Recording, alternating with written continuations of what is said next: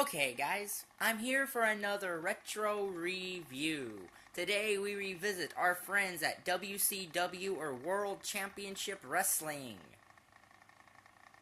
And the subject of today's retro review is the 4th annual SuperBrawl show, which took place on February the 19th, 1994, from the Albany Convention Center in Albany, Georgia. Or at least I assume that is, because they don't technically say, but I know it's in Albany, Georgia, so... And WCW did a lot, showed smaller venues, so...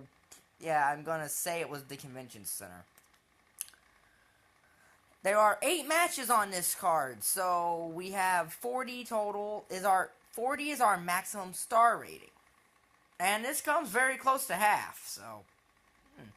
Our opening contest is Thunder and Lightning versus Harlem Heat. Who are Thunder and Lightning? Well, Thunder and Lightning were a team from Orlando, Florida, and their names were Thunder and Lightning, so it's, yeah.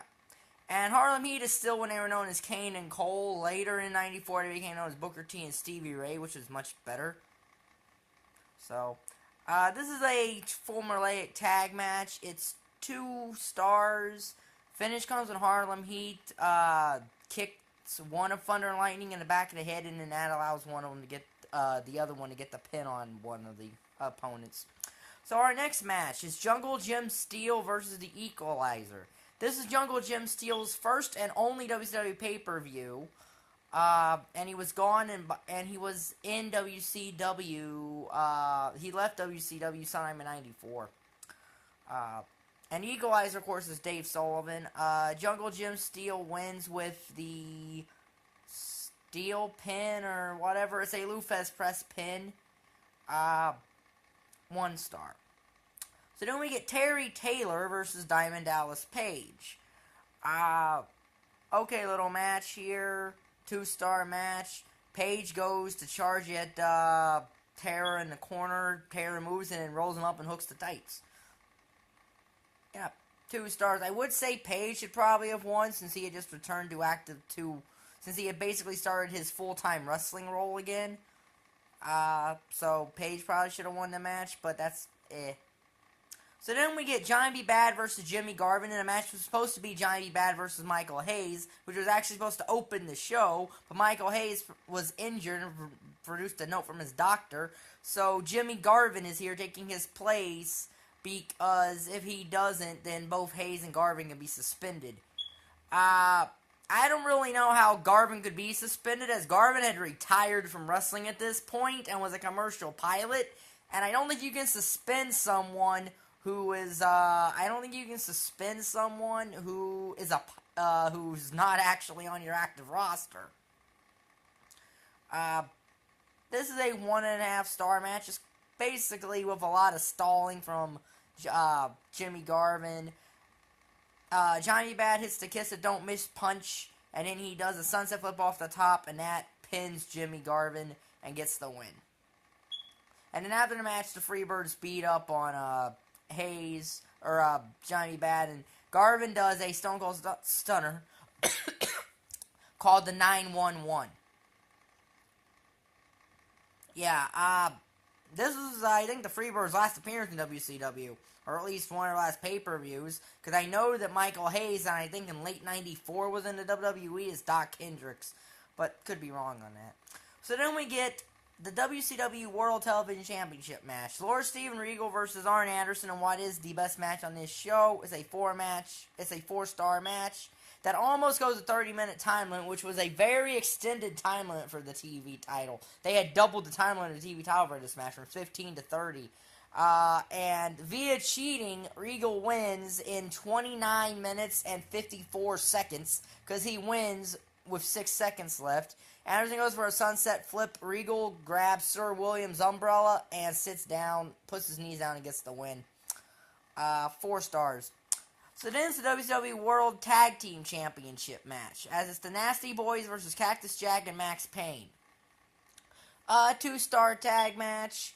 Looks like Cactus and Max are going, the Nasties do something where they slam or do something to Cactus on the concrete, and Cactus is busted open from the lips. And then, as Cactus and Maxx are about to win the tag titles, one of the Nasty Boys hits one of them with a guitar, which gets the DQ. This would lead to the match at Spring Stampede, the Chicago Street Fight.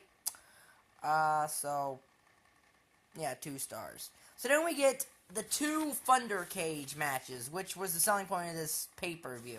What's the Thundercage is essentially basically a Hell in a Cell, but it doesn't have a top on it, but it does encase the entire ring. And our first of those 2 is a 6-man tag in that structure, as it's Sting, Flyin, Bryan, Dustin, Rhodes versus Rick Rude, Sonny Steve Austin, and Paul Orndorff. So you're combining, I think, 3 rivalries in here. Or I know you're throwing Austin and Pillman into this because they had broken up recently in the Hollywood Blondes and all that. Rude's the International World Champion, which was a really stupid idea, and Steve Austin's the U.S. Champion. This sets up Sting and Rude's feud going into the Spring Stampede and beyond. But it's a 2.5 star match. Eventually, Sting throws Pillman on top of Austin, and Pillman pins Austin. Now, logically, I would say I should have given Pillman a U.S. title shot, but it went to Muta instead for Spring Stampede, so that finish was kind of pointless. And then Rude beats up Sting in the cage. So then we get the main event, the second Thundercage match for the WCW World Heavyweight Championship. Special referee, The Boss, who had just come in from the WWE. And this is the rematch from Starrcade. Now, Vader had injured Flair at the Clash of Champions prior to this, and Flair had to produce an over from his doctor saying he was cleared to wrestle to get this match, which he did. So, essentially, Vader and Race try to injure Flair. They lock the cage. Anderson and Steamboat, Ricky Steamboat, who has the title match coming up against the winner, that they tried, but to no avail, get in the cage. Vader and Race handcuff the Boss to the cage, but the Boss, in traditional overpowered face fashion, breaks the handcuffs. Then he gets physically involved in a match and hits Vader's knee with a nightstick. Flair puts the figure 4 on, and the Boss calls for the bell without Vader submitting. So this set up the Vader-Boss feud for Spring Stampede. This is a 3-star match. Flair and Vader had decent matches with each other. It's a 3-star match. Yeah. So out of 40 stars, this show gets an 18, which is a very, very high C-. So this will be in my Retro Wrestling Review playlist. The next one might be the first ECW pay-per-view, because I will review both the first and final ECW pay-per-views, as well as December to Dismember. So I will review those, but the rest of them, I can't guarantee when I'll get to those 2 ECW shows, but I will get to them.